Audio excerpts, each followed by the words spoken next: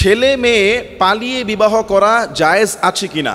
অনেক সময় অনেক ছেলে মেয়ে যখন পালিয়ে গিয়ে বিবাহ করে, পিতামাতা অনেক সময় তাদের মেয়েকে বা তাদের ছেলেকে ত্যায্য করে দেয়। ইসলামে ত্যায্য করার হুকুম কি?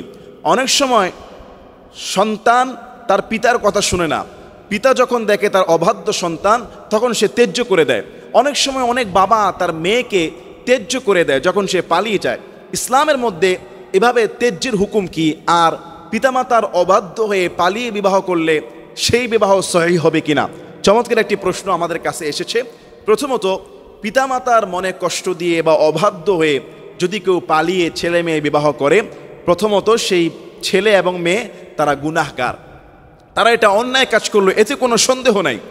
2 নম্বরে, কোনো মেয়ে যদি অভিভাবকের অনুমতি ছাড়া, তার পুরুষ অভিভাবকের অনুমতি ছাড়া, তার পরিবারের সম্মতি ছাড়া কোনো মেয়ে যদি পালিয়ে বিবাহ করে, হাদিসের মধ্যে আসছে সেই মেয়ের বিবাহ বাতিল, সেই মেয়ের বিবাহ বাতিল, সেই মেয়ের বিবাহ হবে না।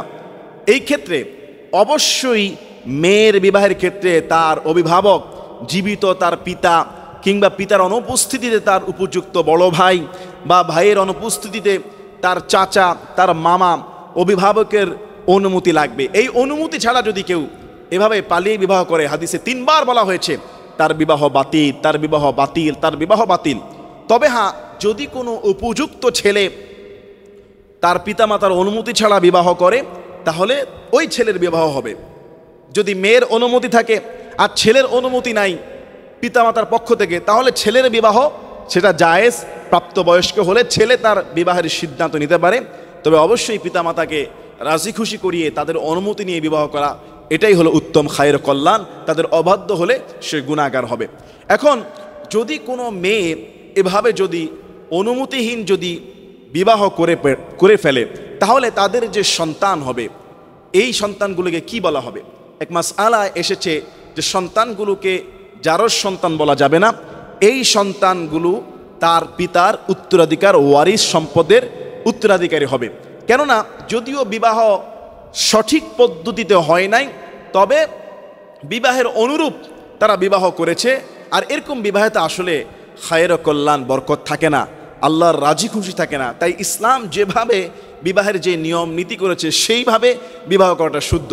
2 নম্বরে, এই যে বাবার অনুমতি ছাড়া মেয়ে পালিয়ে গেল, মেয়েকে ত্যায্য করে দিল, পুত্র সন্তান কথা না শোনার কারণে সন্তানকে একবারে লিখিত করে স্টাম্প করে ত্যায্য করে দেয়, এই ত্যায্যের হুকুম কিন্তু ইসলামের মধ্যে নাই। কোনো পরিবার কাউকে বিচ্ছিন্ন করা, হাদিসের মধ্যে আসছে যে ব্যক্তি রক্ত সম্পর্ক বিচ্ছিন্ন করে লা ইয়াদখুলুল জান্নাহ, সে জান্নাতে প্রবেশ করবে না।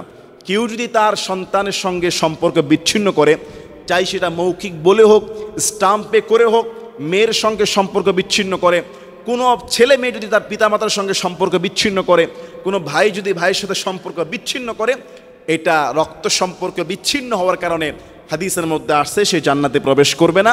আর রক্ত সম্পর্ক বিচ্ছিন্ন করা ইসলামে জায়েজ নেই। ত্যায্য করার কোনো সিস্টেম, কোনো রকমের সুরত ইসলামের মধ্যে নাই যে ছেলেকে ছেড়ে দেওয়া, মেয়েকে ত্যায্য করা, স্টাম্পিং করে হোক, মৌখিক বলে হোক। এইটা তো তালাক না। শুধু তালাক তো স্বামী তার স্ত্রীকে দিবে, তালাক দেওয়ার মাধ্যমে স্বামী স্ত্রীকে আলাদা করে দিতে পারেন। কিন্তু কোনো বাবা এই ত্যায্যের মাধ্যমে কোনো সন্তানকে কখনোই আলাদা করতে পারবে না, অস্বীকার করতে পারবে না। শত হলো সে তার রক্তের সন্তান, শত হলো ওই সন্তানের জন্য তার রক্তের পিতামাতা। এজন্য এটা কখনোই ইসলাম শরীয়ত সম্মত নয়। আমরা এই কাজটি কখনোই করব না। আমরা দেখি অনেক সময় ডাক ঢোল পিটিয়ে ঘোষণা করে যে আমি অমুককে ত্যায্য করলাম, আমার মেয়েকে ত্যায্য করলাম, আমার ছেলেকে ত্যায্য করলাম। এটা তো নাজায়েজ পদ্ধতি, আপনি তো হারাম একটি কাজ করলেন। আপনি তো রক্ত সম্পর্ক বিচ্ছিন্ন করে জান্নাতে যাওয়ার রাস্তা বন্ধ করলেন না বুঝার কারণে, ইসলাম সম্পর্কে, মাসলা সম্পর্কে না জানার কারণে। আল্লাহ তাআলা আমাদের সবাইকে বুঝার এবং আমল করার তৌফিক দান করুক। সঠিক পদ্ধতিতে, সহিহ পদ্ধতিতে বিবাহ শাদী করার তৌফিক দান করুন। আমিন।